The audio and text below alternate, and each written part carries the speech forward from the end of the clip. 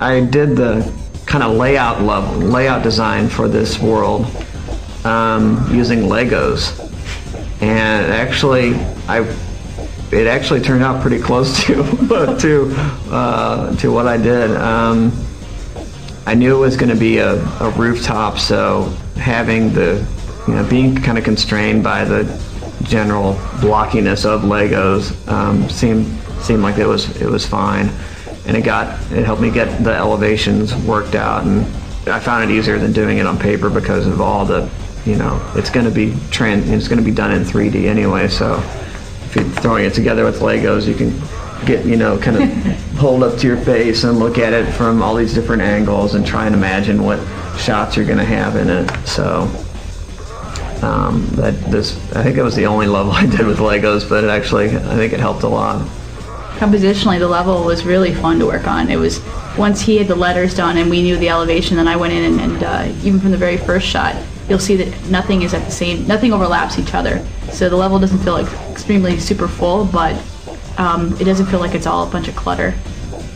And dealing with NPCs, they were really fun. We had a lot of designs and thought about different ideas that would really relate to the idea of dogs playing poker. That's the theme. Yeah. The main theme behind it. So you'll see like the dog throwing cards and having his idols being card tricks, and the slobbering dog, the junkyard dog, which started in a whole different design with a bobbing head. It ended up being one of our most complex characters with blend shapes and really great idol of like chomping on a bone.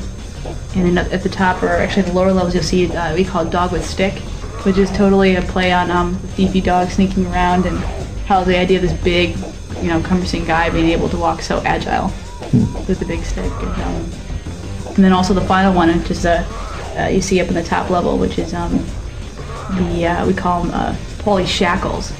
And that's a jailbird, and he originally was a woman with a purse, and we found it too offensive, so we had to redesign. We're like, what are we going to do? We have to redesign with the same gameplay mechanics, and we came up with different ideas, like maybe be an Elvis impersonator with a microphone, but the whole idea of the thin string was too hard for a player to see, and the microphone really wasn't that big of an object.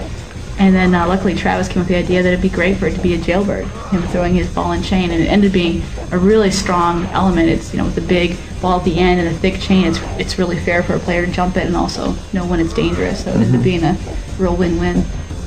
Well, a lot of the other game design stuff that's in this world besides the sign came out of brainstorming sessions with the people who were going to be people like Suzanne and Karen and Dev, who were going to be directly involved in how this level was going to get fleshed out.